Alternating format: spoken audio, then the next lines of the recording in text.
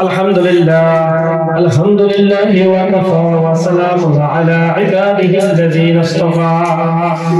أما بعد فأعوذ بالله من الشيطان الرجيم بسم الله الرحمن الرحيم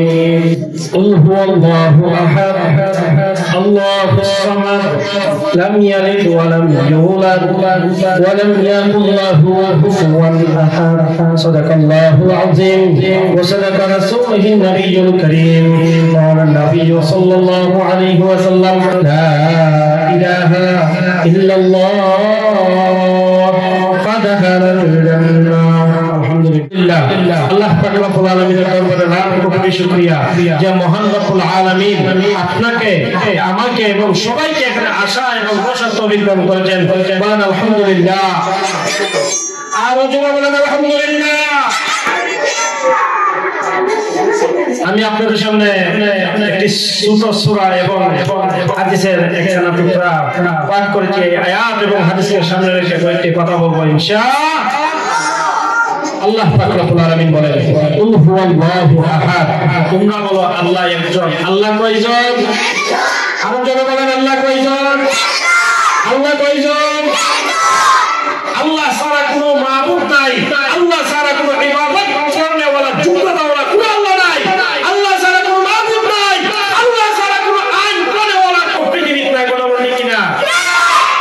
আল্লাহ কয়জন এখন যদি বলে আল্লাহ দুইজন মানবেন আল্লাহ তিনজন মানবেন আল্লাহ চারজন আল্লাহ 33 কোটি যদি হিন্দুরা আল্লাহকে 33 কোটি দেবতাকে যদি মানে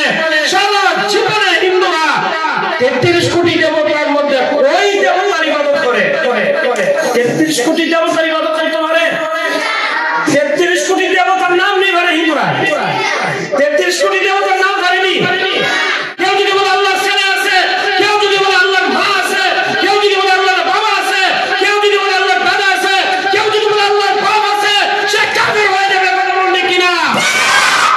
খ্রিস্টানরা কাফের হয়েছে 3 গুণ আমাদের কারণে বৌদ্ধরা কাফের হয়েছে 2 গুণ আমাদের কারণে হিন্দুরা কাফের হয়েছে 33 কোটি দেবতা আমাদের কারণে বলেন কিনা আর বৌদ্ধরা বাংলাদেশের মুসলমানরা কাফের হচ্ছে মন্দিরে গিয়ে সমর্থন দেওয়ার কারণে কথা বলেন কিনা যদি বলে আল্লাহ তিনজন আল্লাহ চারজন আল্লাহ 33 কোটি দেবতা 33 কোটি দেবতার পায়ের মধ্যে সেজদা দেওয়া যাবে আর আমরা যদি সেটা সমর্থন করি আমরা মুসলমান থেকে খারিজ হয়ে যাবো কথা বলেন কিনা কেননা শিরক তিন প্রকার একটা হলো শিরকের ইবাদত যদি আল্লাহর ইবাদত ছাড়া যদি শাহদিনের ইবাদত করে আল্লাহর ইবাদত ছাড়া যদি কোনো কাফের মুশরিকের ইবাদত করে আল্লাহর ইবাদত ছাড়া যদি কোনো দেবতার নাস্তিকের ইবাদত করে আল্লাহর ইবাদত ছাড়া যদি কোনো বন্ধুর ইবাদত করে আল্লাহর ইবাদত করে যদি কোনো শেখ হাসিনার ইবাদত করে আল্লাহর ইবাদত ছাড়া যদি কোনো বন্ধ বাবার ইবাদত করে লেংটা বাবার ইবাদত করে শেখ হাসিনার ইবাদত করে ইউনূসের ইবাদত করে শাহজালালের ইবাদত করে শাহপরানের ইবাদত করে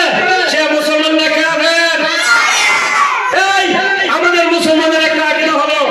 আমাদের মুহাম্মদ সাল্লাল্লাহু আলাইহি সাল্লাম শেষ নবী কথা বলেন ঠিক কিনা আপনারা নবী সাল্লাল্লাহু আলাইহি সাল্লাম বলেন না খাতামুন নবিয়্যিন লা নবিয়্যা বাদি আমার পরে আর কোন নবী আসবেন না আল্লাহ পাক রব্বুল আলামিন কুরআনুল কারীমের মধ্যে দিগা দিয়ে দিয়েছেন সর্বশেষ নবী হলেন আপনি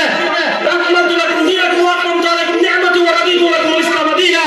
আল্লাহ পাক রব্বুল আলামিন নবী এবং ইসলাম সবকিছু পরিপূর্ণ করে দিয়েছে এখন যদি নতুন করে কেউ যদি নবী দাবি করে তাহলে সে মুসলমানদের কাফের সবাই বলে কাফের কাফের কাফের কাফের কাফের কাফের মাশাআল্লাহ এই কাদিয়ানি খতনা থেকে আমাদেরকে হেফাজত করুন বলুন আমিন